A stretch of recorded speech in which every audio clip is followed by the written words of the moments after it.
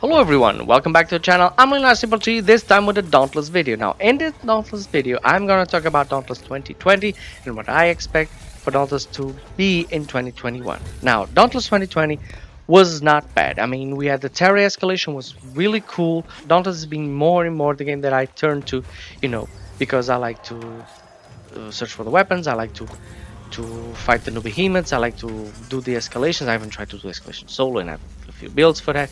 But then at the end of the year, Phoenix Live decided to change everything.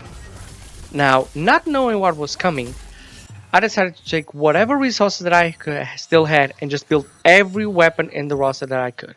And I built everything. I exhausted all my resources for it. And I'm glad I did.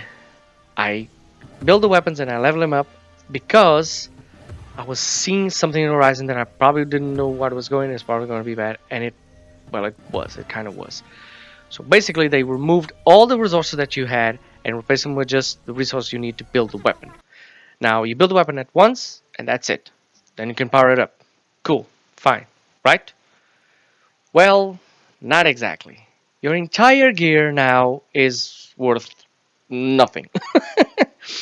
Most of your gear is worthless. I mean, they tiered the gear, so you now have gear that is actually good and gear that is bad, despite what cell it has on it.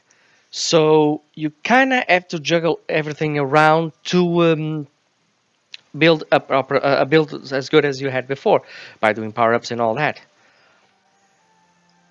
They also removed the ability to buy potions. Now you have to craft everything, which means you have to run around getting all the resources. And because I spend a lot of resources that boost my damage, I know I have to get Rothwold a lot. I mean, a lot of them. I already did a video out I showed you the run that I do to get it. You can check it out in my early videos. But yeah, this was a big shift. It was a big shift. It wasn't bad just by itself, but it was a big shift because now escalation weapons are meta. Escalation weapons can take up to 3 cells, kinda. So, and they are your top tier. So, what I'm doing right now, is farming as much escalation weapons as I can. I was a little bit stumped with Malkarion because I had to cut his tail about twice or something, but I'm really stumped with Agarus. Agarus, to build any weapon, it takes 15 parts of Divine Arm. 15 breaks, which means you have to do the entire escalation, break his arm, go back and do it again, and you have to do this 15 times. What I think is ridiculous. It doesn't drop like 2 parts, so every time you break it, it only breaks 1 part, and I have to break both his arms and then kill it. And I'm still thinking about the spores that I might have to get from the agatic spores that I might have to get from his back. So yeah, it's quite complicated, and if these numbers are really high for him, I can never only expect what will be later on for the new escalation, but I'll talk about that later. So yeah, this shift alone is already problematic for a lot of players. They lost resources, and then they had to build everything again, and then power up everything again, and they're now working on the escalation. But this was all done because of hunting grounds. Now, the update itself of Hunting Grounds isn't bad. Now, instead of having the random islands appearing whenever you want to do a patrol or hunt a particular behemoth, no, you can go to an island where you know it'll probably spawn, and then just stay there. There's pros and cons to this. Most of these are pros. I do enjoy the fact that I can go in and stay as much time as I like in behemoths, or the same behemoth over and over again to get the parts, and then get out. But there are some issues. One of them is that you cannot do this solo. You always in queue with 6 other players, which has the problematic effect that if you're fighting one-on-one with a behemoth at your level, you can have a build that overcomes it. But when you have 6 players there and they elevate the power of the behemoth, your build now is worth nothing. I mean, you have to kind of adjust for the power of the behemoth and the power that the other players give them when they're there. So and you don't get more experience for it. Which is, I fight the behemoth one-on-one and I get, let's say, 100 XP. I fight the behemoth against 6. People will probably think, well, 6, it's easier to kill him. Yes and no. It's easier if they all have the good level. But what happens, and what's happening right now, is a lot of players leech their way up. I've seen players with, I don't know, a sword level 3 or 6 or some at the last island trying to leech it. And of course, everybody does the same. So you end up having like 5 players who are leeching, or 4 players, and the other 2 are actually trying to kill the behemoth, which just takes a lot of time, and it's not rewarding enough, because the XP that you get for, I don't know, fighting the behemoth for 30 minutes is the same that you will have fighting in Escalation for 10 minutes. So they need to tweak this up. Another thing that you get there is events, which I think is cool, but I think the events at the higher islands should have the behemoths from the Escalation, the big ones. Because running the Escalation over and over again, it's tiresome and it's boring. And still, if it appear on an event, then you can do, different things, and then the event, and then different things in the event, instead of just run Escalation over. I think they could put, at the higher level, especially in the last level, which everything is on fire, Targador could just appear there on an event. And there's the one island where it has a tornado of lightning. That could be a place where my carry-on event could appear. I think they could do that better. There are chests around, and I do like the exploration of finding chests. And during the holidays, there was also the exploration to find gifts. I thought that was really cool. I like doing that. I also like to do to search for the discoveries, which I did. I have a video about that too, so you can check that out. So yeah, the hunting grounds, and for the most part, they're good. I like the hunting grounds update. I think it was a really upgrade to the whole system. At first I was like, oh man, how am I gonna fight the behemoth, the specific behemoth that I want? Well, if you're going to an island, the islands always have 3 behemoths. If one of them is the one you want, you will keep respawning after you kill it, or until there is an event. If you enter an island and he's not there, you might as well just leave and then come back again. They say that the icon, the photograph of the behemoth on the top of the name of the island, is the one that suffers the most. I have this experience 50-50. Most of the times it is, but it isn't a certain thing. So that's a warning. Now, Hunting Grounds is good. Then we have Slayer Path. Now, Slayer Path is not a bad thing on itself. It's just the way that it was implemented was terrible. It was terrible.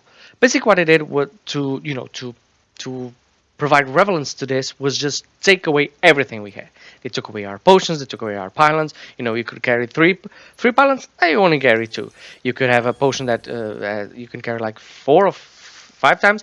Well, now you carry only 3. And this really pissed off a lot of players, especially the part of combat. The part of combat was the one that requires combat point would give you resistance to fire, resistance to ice, resistance to bunch of things, and the part of your weapons that you work hard and you had level 15 everything, and you were a master slayer or a master behemoth, which I was, and it just took it all away and gave you some points there to just put it where you want, and everybody just lost their minds. A lot of players just stopped playing the game because of this. And I saw a lot of comments of people just uninstalling Dauntless left and right. And, that's on Phoenix Labs. This should have never been done. I mean, sure, they could take away some power, but not all of them, especially not from players who are level 15. Then they fix it. They fix it and then return all the points to the players just to put whatever you want. And I put everything, combat point and everything, and I still feel I'm not strong enough as I was before. Especially if I'm doing Reforge, but I'll get to that later. So now I use all my combat points. I put everything on the combat points. I still have a few left, and I have nothing to do with it. I know that Slayer Path does mean one thing. Means that whenever they want to bring in new content, they just put a note there and say, work for this. It's a very simple solution, but it's not an elegant one. It's not a new behemoth. It's not a new weapon or anything like that. It's just a new node. Okay, work for this. When they finally returned all the points for us, I think they should have left out the last node, because they should have done this for the beginning, because the weapons now go up to level 20 and the earlier ones went to level 15. So they could have put, okay, all the weapons now go to this level 15, and then you buy the last level with your points. I would be happy with it. I know I can get the last points, the last 5 points with the combat points. But the thing is, they already messed up before, so they weren't going to do this again. And you have the problem with the Reforge system, because the Reforge system has every weapon at level 20 from the get-go. So you have this disparity between the two numbers, the one in your combat system and the one in Reforge. So they decide, okay, let's get rid of them, which creates a problem for me, because combat points are much easier to get than exploration ones. Whenever you're choosing your bounties, you always have 2 for combat and 1 for exploration. So exploration, you really have no choice. You have to choose the card that's dealt to you, and it's sometimes not a good thing. A bronze card. A bronze card for combat says, okay, you have to kill 3 behemoths with a fire sword, for instance, or with a fire weapon. Okay, but a bronze exploration card will say you have to kill 6 behemoths, sometimes 8. And of course, you have to go and search 6 behemoths of that particular type and just be in the game killing them all over again. I'm struggling to fight behemoths because my Reforge is putting everything down, and then I'm still trying to complete the bounty in a limited time, or a good time frame, so I can get everything, and that really doesn't work. So the exploration points come in, but they come in slow, while the combat points come in fast. So if you have a lot of bounties for that. So yeah, I put as much as I had in the exploration points, as much as in the potions that I use the most, which are potions that make me faster and stronger, and the combat points went to everything else. I'm hoping for the bow, but I'll talk about that when I talk about 2021. So maybe I'll use my combat points there, but we'll have to wait and see. And then, and Slayer Path and all this, you then have Reforge, and Reforge to me is like the gamiest thing they could have put there. Just do this 100 times and then you'll get this stuff. But we have problems with this. First of all, Reforge lowers your entire gear, not just your weapon gear, your entire gear, which I don't think it even makes any sense. I mean, I have a good gear, I powered it up, I've used them most in one time, but then if I choose to put it on a weapon, if I choose a weapon that I Reforge, the entire gear, including my armor, my helmet, my bracelets, and my boots, everything goes down. I don't think that makes any sense. I put everything in resistance. Resistance doesn't work. It doesn't work. You put everything in combat. It doesn't work. It just goes down. And I think that shouldn't be the case. Worst of all, you have to do 10 reforges of each weapon to get the maximum, reward of it. But the rewards that you get are not incremental. Which means, I'll give you an example for the power, which you have to use the axe. You reforge the power, the axe. One time you get 1% more power for all the weapons. That's good. Okay, for all the weapons, that's good. But then to get to the next node, you have to reforge the axe 2 more times. And you know what the increment you get from for power is? It's again 1%. It's 1%, 1%, 1%. At the end, you'll have 5% more power. Just 5%. It's not even 10%, I was like, if I'm doing this 10 times, at least give me 1 per progression that's 1 per reforge. There are some who are good. For instance, if you reforge the hammer, at the end, you'll have 50% more stagger, which is a lot. But you will get in increments of 3, 3% and 2 more reforged and 3%, which I don't think doesn't make any sense. If you're having this exponential effort, you should have this exponential reward too. I'm not saying to decrease the first rewards and increase the lower ones. I'm just saying to increase the latter ones. That's what I'm saying. So yeah, the entire reforge system to me is just tedious task, which I'm not happy on doing. I'm doing a couple of weapons because I'm still doing bounties. So every time I just have a new weapon, I just reforge it. Then I do the bounties and I attribute the points to that weapon. So Hunting Grounds is good. Slayer Path, I get it. Reforge is not good. It's not terrible, but it's close to terrible. So they need to improve this a lot. And then I'll tell you what it is terrible. The thing that, it was really kicking the balls for me was the Hunt Pass and the Room Requests. The Hunt Pass per se, I only buy, if you see my stream, if you see my videos, you can see that I have enough money to buy the Hunt Pass if I want to, but I don't buy all the Hunt Pass. I buy the ones that I think are worth it, the ones I have cosmetic that I like. In this case, the ones that were there, I didn't like, but I did like what I got from the free system, from the free track, so I got, okay, I'll just play for the free track. And what happens now is instead of getting the cosmetic, which they have reduced from 4 parts to 2, which now was a armor and a helmet, you have to do a quest. And these quests are so boring. They're just boring. It's not like a list of tasks that you have to do and you do the list and then you get the thing. No, no, no, no, no. You have to do this, like talk to everybody, and everybody gives you a checklist that you have to put everything. Most of them is like, oh, need to get 500 XP, which is just a very shady way, a very underhand way of getting the player to be more time in Dauntless. I did not like this. I did not like it. In fact, I hated it. Most people also hate it because this is not the way. This isn't the way it was done before. You reach the level, you got the reward. That's it. That's what. If you need it, you just continue to play to get, to earn bounties or vault coins or something like that. But it didn't do it. I also read somewhere that Phoenix Labs is undergoing management reorganization. They're opening new studios, they're opening new franchise, new offices in other cities, and they're appointing new people to different things. And I think in the middle of all this, someone decided to use a new game model for Dauntless, and it just completely destroyed everything. I mean, other streamers and YouTube that are partners with Dauntless said, "Oh, this is growing pains. This is not growing pains. This is growing for our wallets." They even have the audacity that during these quests, you could pay to skip.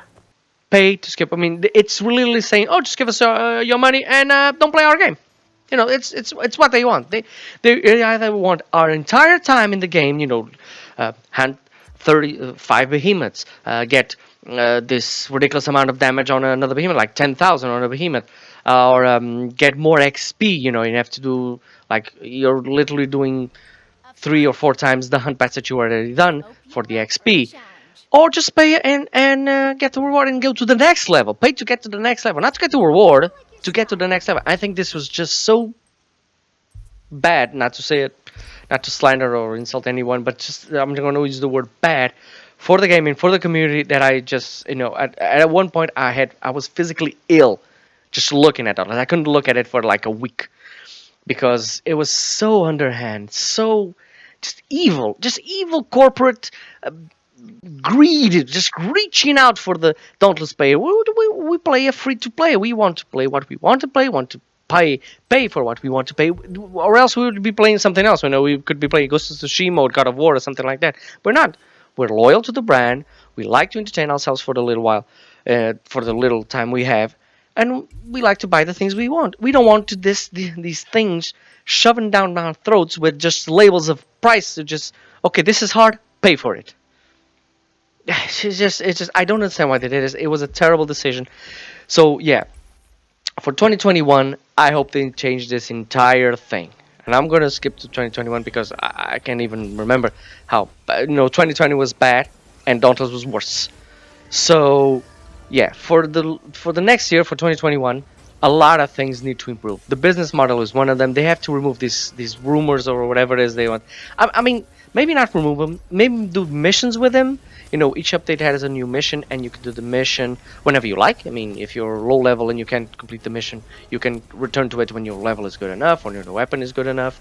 But it will also always be in the game, so you have always had that chance to, you either do the mission and you get the reward whenever, or it could be what they did with Frostfall, which is 3 new hunt passes, like small hunt passes that you have there. Okay, you can just pay after you complete your hunt pass or your free hunt pass. But then they have these mini passes that you can buy, and okay, you can get all the rewards. You have to play for them, but it's an addition to what you already have to extend your playtime and your fun if you're having fun in the game. Not this way of having the thing that's supposed to be free. It's on the free track, and then you have this incremental work to do it, and then you put a label on it. Just pay to skip. Just pay to skip it. Just pay to win right there. And I think they really need to remove that completely from the game and just rework the entire economic model for it. That's the first thing. That's the very first thing that they need to do, and they need to do it right in the next update. Then for 2021, what do we want? We want the bow. We want a new weapon. Where's the new weapon? We saw the bow. I know we're working on it, so give us a bow. I'm really interested to see how the bow will work, if they'll do it, because right now the only thing we have is repeaters, and repeaters is they're easy to use, difficult to master. They're not that powerful in most cases. So, it's nice to have. It would be nice to have another long-range weapon. That's what I'm saying. Then you will have a new escalation, which will be the Frost escalation. It was supposed to come out, I think, this year, the last year, and in winter of 2020. But of course, the pandemic doesn't allow to work as fast and everybody be together to coordinate things. So it was pushed back, which I think is fine. I prefer that they don't rush things and just let it simmer, like I said before in my Warframe video. And I'm waiting for discussion. We're gonna have a new behemoth. We're gonna call it Hersa. I think Linea. I think the new NPC Linea Silva will be heavily involved with that. I'm looking forward to that. I always like the lore. I always like the universe. And last but not least, I hope they take the time to rework the war pack. Now the war pack got a little bit of a rework last year, which was actually one of the good things of Dauntless 2020. It got better, but it didn't get stronger. It's not stronger, and there's still that mechanic where you lose your entire damage because you build a missile. So yeah, they need to rework it a little bit better. And I mean, for my personal experience, I would give it more range. I would make it maybe faster, and I would make it accumulate damage whenever you put a missile. Like the axe does, but something similar to the war pack. And also one thing that I really hope they would do it is give it a bleed effect. Like when you use strikers and it does damage over time to the behemoth when you do the second mantra, I think. That'll be a thing that the weapon could do by itself. If you open up a wound in a behemoth, it would bleed. It could be constantly bleeding, constantly losing life for limited time, of course. But still, I think it'll be a good gimmick for the weapon. It will certainly fit it, and that's what I hope for 2021 in Dauntless.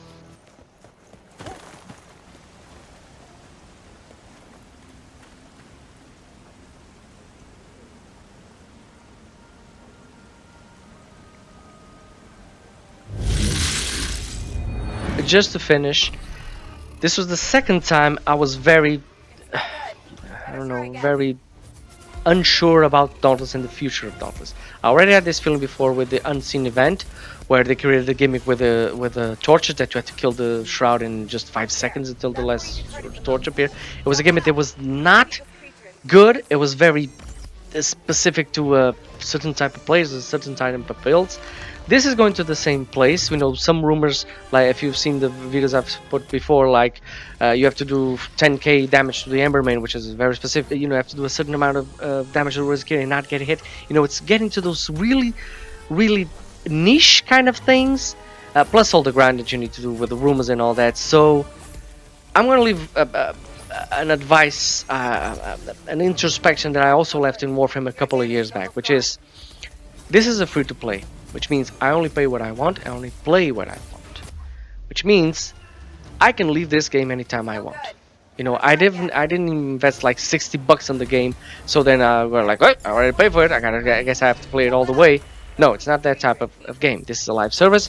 If the content is good and I like it and I play it, I pay for it, I'm satisfied. But if I'm not satisfied, I can just leave.